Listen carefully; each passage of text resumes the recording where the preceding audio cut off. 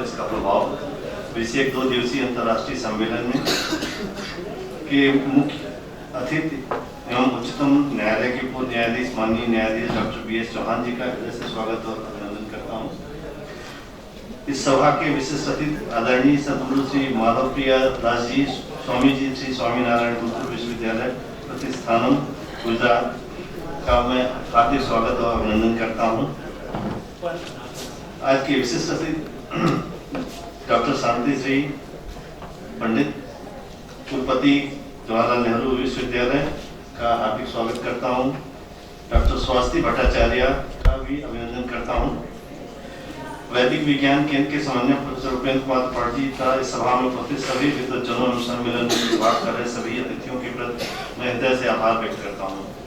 मैं आभारी हूँ माननीय न्यायाधीश चौहान साहब का, इन्होंने मेरा काम आसान कर दिया। उन्होंने कहा कि पहले बोलता है वो सब कुछ बोल जाता है, जो बाद में बोलता है उसके लिए कुछ बचता नहीं, तो हमारे लिए तो कुछ बचा नहीं है। तो मैं कुछ 2-4 पॉइंट्स जो लोगों ने कहा वही कह के अपनी बात समाप्त करूंगा, क्योंकि मैडम को जाना भी है।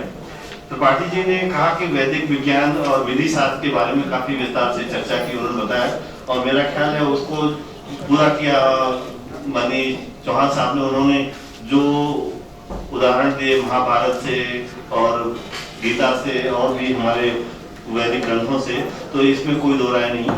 शास्त्री जी ने 2 मुख्य बातें कही कि रिलीजन एंड स्पिरिचुअलिटी, और बाद में उन्होंने जो कंक्लूड किया simple living and high thinking, that concludes the whole story about the religion and spirituality. And she also mentioned कि religion is a powerful tool. स्वामी सद्गुरु जी ने काफी विस्तार से चीजों को बताया। उन्होंने अपनी शुरुआत काशी की महिमा से की और ये मेरा ख्याल है लाजमी था, क्योंकि आपने 7 साल यहाँ काशी में बिताए हैं और आपका जो लगाव काशी से है वो काफी गहरा है। और इसीलिए जब भी हम चाहते हैं, जब भी आपके आशीर्वाद की जरूरत होती है, आप पधारते हैं और हम लोगों को अनुग्रहित करते हैं। आपने 2 चीजें कही कि विचार जड़ है और धर्म जो है वो वृक्ष है। बिल्कुल सही कहा आपने। और इसी के साथ आपने ये भी कहा कि गुरुकुल में तप एवं संयम होना चाहिए, इसी पे आधारित है सारी गुरुकुल की शिक्षा। आपने ये भी कहा कि धर्मशास्त्र का जीवन पर बहुत बड़ा प्रभाव पड़ता है, और उसका एग्जाम्पल आपने ये भी दिया कि सभी चीजें तो समयबद्ध होती हैं, लेकिन एक मनुष्य है वो समयबद्ध नहीं होता है। और ये बहुत ही आपने उसकी बात की कि आदमी को समयबद्ध होना चाहिए। आजकल की जितनी परेशानियां हैं, आप चिकित्सक हैं तो थोड़ी बातें मैं उसके बारे में कह दूंगा कि जो भी परेशानियां होती हैं क्योंकि आदमी समयबद्ध नहीं है, उसने अपनी सारी रूटीन बदल दी है, उसकी प्रायोरिटीज बदल गई हैं, इसलिए बीमारियां भी बढ़ गई हैं और बदल गई हैं। प्रोफेसर पंडित ने काफी अच्छी चीजें बताई। उन्होंने ये बताया कि पैराडाइम शिफ्ट की जो बात की, और 2014 के पहले और 2014 के बाद में, ये मैं जरूर कहना चाहूंगा कि अगर आप लोग में से जो 2014 के पहले बाहर गए हों या 2014 के बाद बाहर गए हैं, आप खुद ही इसको एसेस कर सकते हैं कि हम क्या थे और क्या है आज, हमारी क्या हैसियत है विश्व पटल पे और 2014 के पहले क्या थी। फिर आपने कॉलोनियल्स की बात की, इंटेलेक्चुअल्स की बात की। यहाँ पे मुझे याद आता है चोला डायनेस्टी की आपने बात की और डेमोक्रेसी की बात की। और जब चाइनीज प्रेसिडेंट आए थे, जब माननीय प्रधानमंत्री जी उनको वहां ले गए थे, वहां उन्होंने चोला डायनेस्टी की बात की थी और बताया था कि हमारी और साउथ ईस्ट एशिया की कितनी पुरानी वो दोस्ती रही है कि सारा व्यापार जो आपने कहा वो वहां से होता था और चाइनीज आते थे, यहाँ से चीजें लेके जाते थे। तो बिल्कुल सही कहा आपने। फिर आपने ये कहा कि वी बिलीव इन आधार भी हमारी एक्चुअली शक्ति रही है, और ये अंग्रेजों के आने के बाद से चीजें धीरे धीरे खत्म हो गई हैं, जिसकी वजह से हम आज इस हालत में पहुंचे थे। बट हमको लगता है कि स्वामी जी जैसे लोग इस तरह राह दिखा रहे हैं, हम उसको वापस पा लेंगे।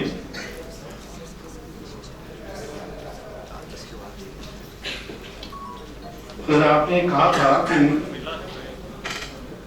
आपने हिंदुइज्म के बारे में भी कहा कि it is the life style.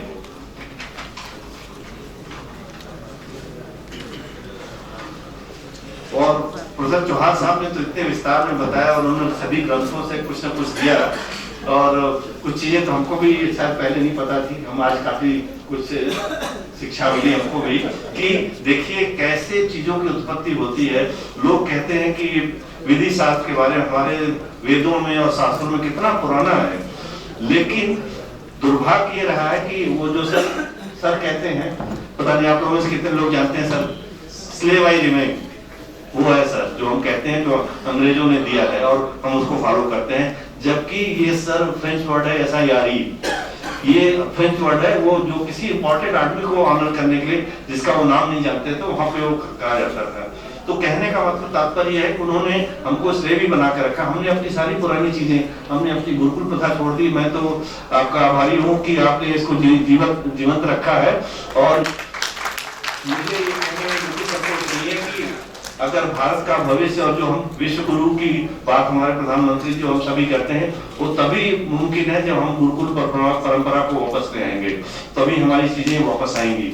इसी के साथ जैसे हमने कहा, और वैदिक विज्ञान केंद्र की स्थापना का मकसद भी यही था कि कासू हिंदू विश्वविद्यालय इसमें अग्रणी हो और वो हमारे वेदों से जो हमारी पुरानी चीजें हैं, चाहे वो विधि की हो, चाहे वो चिकित्सा की हो, चाहे वो मैनेजमेंट की हो, चाहे वो व्यापार की हो, सब उससे निकालें और हमें पुनः अपना एक क्रिएट करें सारी चीजें, तभी हम आगे जाके विश्वगुरु बन सकते हैं। और जैसा कि कहा गया कि संस्कृत ही हमारी हर भाषा की जननी है, अगर आप संस्कृत जानते हैं तो आप कुछ भी कर सकते हैं।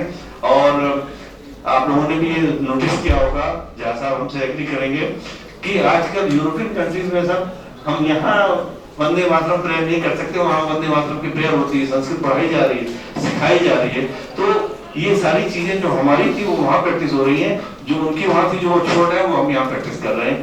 तो ये एक चिंता का विषय है, लेकिन हमको लगता है कि जिस तरह से लोग जागरूक हुए हैं, ये जल्द ही चीजें लाइन पे आएंगी और भारत विश्वगुरु बनेगा। जैसा आप देख रहे हैं कि सारी चीजें बदल रही हैं, हम इकोनॉमी में तीसरे और 5वें नंबर पे हैं, 5 ट्रिलियन इकोनॉमी की हम बात कर रहे हैं, चाहे वो डिफेंस का हो, चाहे वो सोलर का हो, सोलर एनर्जी में हम सेकंड और थर्ड हैं, तो ऑटोमोबाइल्स का हम जर्मनी को पीछे छोड़ चुके हैं। तो कहने का तात्पर्य है कि हम उस लाइन पे चले हैं और जैसे जैसे हम अपनी पुरानी चीजों को वापस ले आएंगे हम विश्वगुरु बनेंगे, इसमें कोई दो राय नहीं।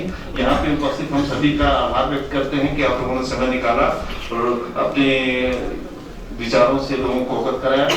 और मैं उपेंद्र पांडे जी और उनकी टीम को बधाई देता हूं कि उन्होंने इस विषय पे चर्चा का आयोजन किया, मुझे यहाँ आने का मौका दिया। धन्यवाद।